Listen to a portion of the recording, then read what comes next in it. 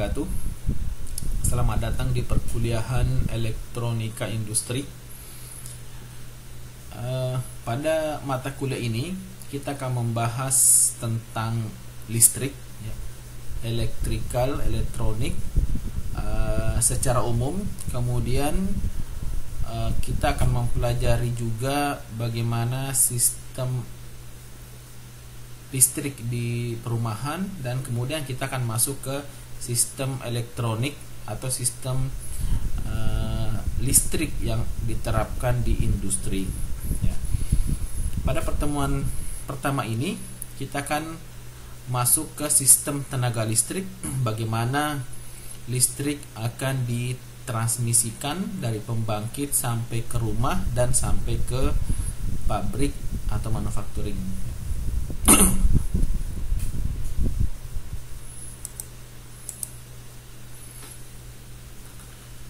Outline-nya: pengenalan tenaga listrik, diagram dasar sistem tenaga listrik, jenis-jenis pembangkit tenaga listrik. Mungkin sampai di situ yang pembahasannya untuk pertemuan ini.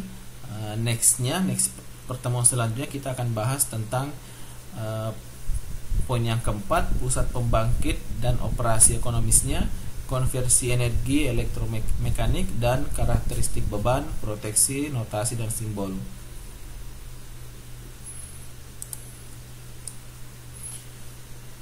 Pengenalan tenaga listrik. Tenaga listrik dihasilkan di pusat-pusat pembangkit tenaga listrik. Keseluruhan proses pembangkitan, transmisi, dan distribusi ke pusat-pusat beban disebut dengan sistem tenaga listrik. Secara umum dapat dijabarkan menjadi sistem pembangkitan, sistem transmisi, dan sistem distribusi. Pada subsistem pembangkitan terdapat beberapa sumber tenaga yang digunakan untuk menghasilkan tenaga, yaitu diantaranya batu bara, minyak, air, panas bumi, dan uranium. Sumber tenaga dapat berfungsi menggerakkan turbin air, turbin gas, turbin uap, dan disambungkan ke suatu generator AC.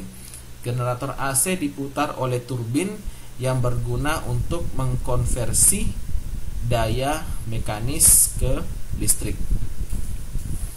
Jadi pada dasarnya kita memiliki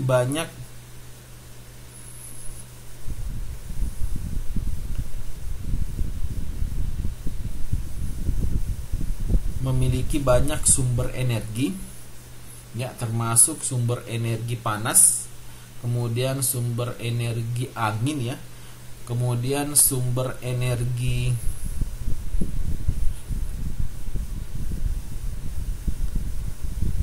minyak, dan lain-lain. Nah, sumber-sumber energi ini bisa dimanfaatkan oleh manusia. Nah, sumber energi, ya, energi ini tidak bisa dihancurkan dan tidak bisa dimusnahkan, tetapi bisa dikonversi ke energi-energi yang lain. Jadi itu adalah hukum kekekalan energi. Jadi sekali lagi, energi ini tidak bisa dihancurkan tetapi bisa dikonversi ke energi-energi lain. Nah, contoh energi panas dari matahari itu bisa dikonversi menjadi energi listrik, ya. Kemudian energi angin itu juga bisa dikonversi ke energi listrik, ya. Nah, cuman energi listrik ini adalah satu-satunya energi yang bisa didistribusikan, ya. Ini adalah satu-satunya energi yang bisa didistribusikan dalam suatu kota, misalnya suatu negara, dan sebagainya. Itu adalah salah satu manfaat dari tenaga listrik, karena karena listrik ini bisa didistribusikan, makanya penggunaan suatu energi baik energi panas, energi angin, kalau mau digunakan lebih baik dikonversi dulu ke listrik. Setelah itu bisa ditransmisikan, dan pada saat mencapai ke pelanggan atau ke customer itu bisa dirubah kembali menjadi energi yang lain.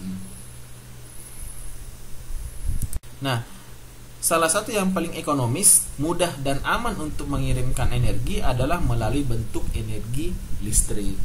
Pada pusat pembangkit sumber daya energi primer seperti bahan bakar fosil, minyak, gas alam dan batu bara, hidro, panas bumi dan nuklir diubah menjadi energi listrik. Nah, ini adalah diagram dasar sistem tenaga listrik. Dari sini ada pembangkit tenaga listrik. Pembangkit listrik tenaga listrik macam-macam ya, dari diesel bisa, dari air bisa, dari nuklir bisa. Nah, di sini pada saat akan ditransmisikan itu tegangan dinaikkan. Jadi kita harus tahu ya, output daripada pembangkit tenaga listrik itu disebut dengan tegangan ya. Kita akan membahas detail tegangan ini di pertemuan selanjutnya. Tapi yang jelas listrik ini parameternya adalah tegangan. Contoh listrik di rumah tegangannya berapa? 220 volt. Kalau di pabrik biasanya tegangannya bisa 100 volt, bisa 220 volt, bisa 380 volt. Itu adalah tegangan. Jadi kalau kita berbicara listrik, kita pasti berbicara tentang tegangan. Berapa tegangannya? Semakin besar tegangannya, maka energinya semakin tinggi. Ya. Nah, di sini ada transformator. Dari kata transform, mengubah ya. Nah, fungsi dari transformator di sini adalah menaikkan tegangan.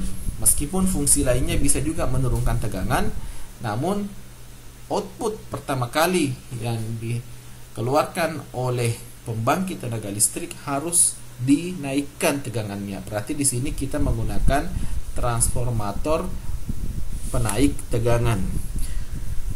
Kenapa harus dinaikkan tegangannya? Karena pada dasarnya listrik ini ibaratnya adalah air yang mengalir melalui pipa. Nah, pada saat mengalirkan air melalui pipa ya, itu kan biasanya ada yang menetes, kemudian ada yang hilang pada saat transmisi.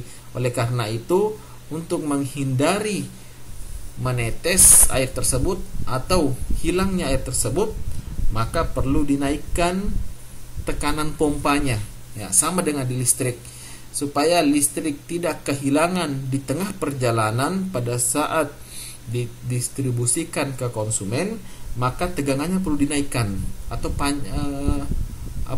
kalau di air itu pancurannya ya, pancurannya harus dinaikkan ya, pompanya harus dinaikkan supaya air itu meskipun terbuang tapi masih banyak yang nyampe di konsumen.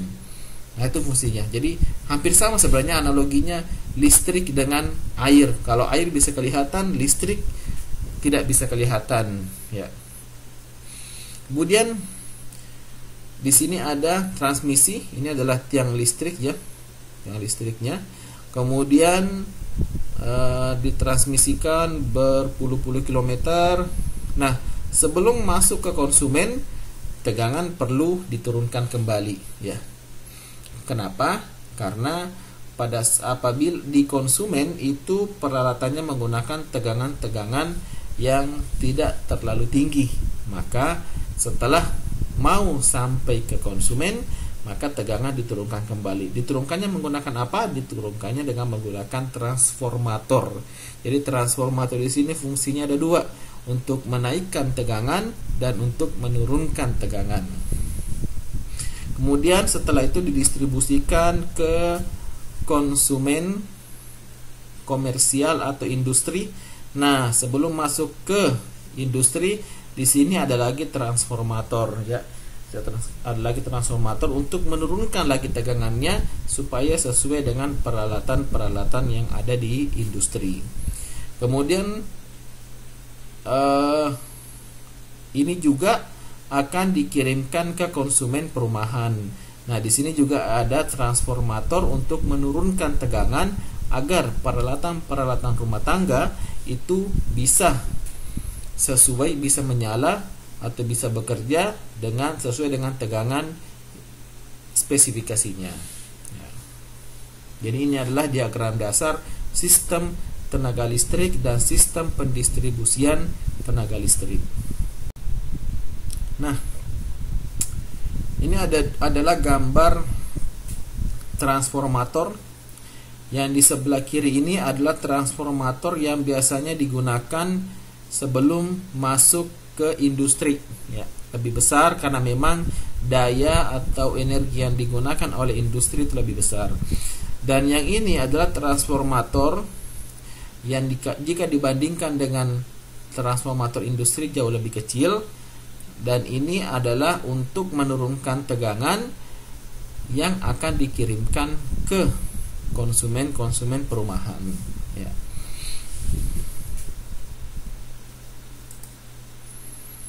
Nah, jenis-jenis yang terdapat pada pembangkit tenaga listrik diantaranya adalah sebagai berikut. Yang pertama, energi matahari. Sel surya merupakan alat semikonduktor yang terdiri dari sebuah wilayah besar dioda PN junction yang di dalamnya terdapat cahaya matahari yang dapat menciptakan energi listrik yang berguna. Pada pengubahan ini disebut dengan efek fotovoltaik. Tenaga surya dapat digunakan untuk menghasilkan listrik menggunakan pembangkit tenaga panas surya. Jadi energi matahari ini kita bisa konversi menjadi listrik, kemudian listriknya kita bisa simpan di baterai. Nah, nanti pertemuan terakhir kita akan membahas khusus tentang bagaimana merubah energi matahari ini menjadi energi listrik. Karena sekarang banyak perumahan-perumahan sudah menerapkan energinya bukan lagi menggunakan PLN tapi menggunakan energi matahari. Dan ada juga yang masih hibrid yang setengah menggunakan PLN, setengah lagi menggunakan energi matahari. Memang investasi awal besar, tetapi biasanya setelah setahun atau 2 tahun itu jauh lebih hemat kalau menggunakan energi matahari. Kemudian yang kedua, PLTGU. LTGU merupakan suatu instalasi peralatan yang berfungsi untuk mengubah energi panas hasil dari pembakaran bahan bakar dan udara menjadi energi listrik yang bermanfaat. Sistem PLTGU merupakan penggabungan antara PLTU dengan PLTG. PLTU memanfaatkan energi panas dan uap dari gas buang dari hasil pembakaran PLTG untuk memanaskan air di HRSG, ya. Jadi PLTGU ini adalah pembangkit listrik tenaga gas dan uap, ya. Jadi ada gas, ya, ada gas. Gas ini nanti akan dipakai untuk memasak air, ya. Kemudian nanti kan air ini akan mendidih, akan menguap. Nah, uap inilah yang akan mendorong kincir untuk berputar. Nah, apabila kincir ini berputar, maka akan memutar dinamo, ya. Itu prinsip kerjanya PLTGU ini.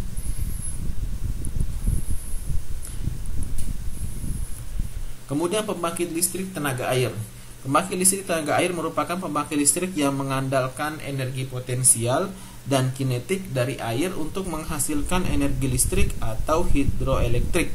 Secara umum, pembangkit listrik tenaga air juga tidak hanya terbatas dari waduk atau air terjun, melainkan juga meliputi pembangkit listrik yang menggunakan tenaga air dalam bentuk ombak.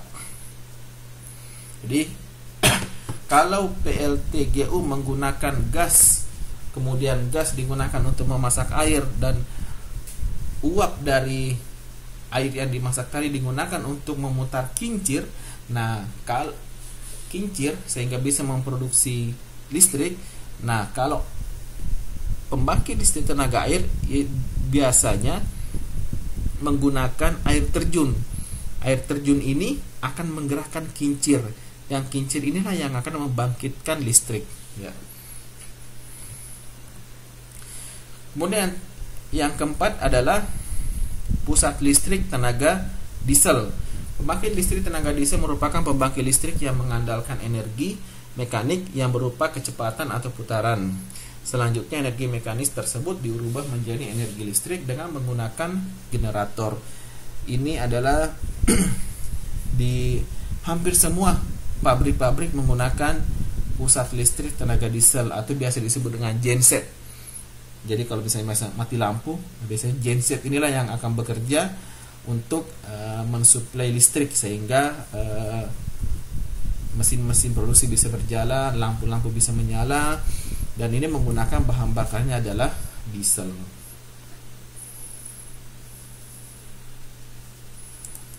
Ya, sampai di sini pertemuan pertama. Silahkan dipelajari. Apabila ada pertanyaan bisa di WA atau bisa ditanyakan di Google Classroom. Assalamualaikum warahmatullahi wabarakatuh.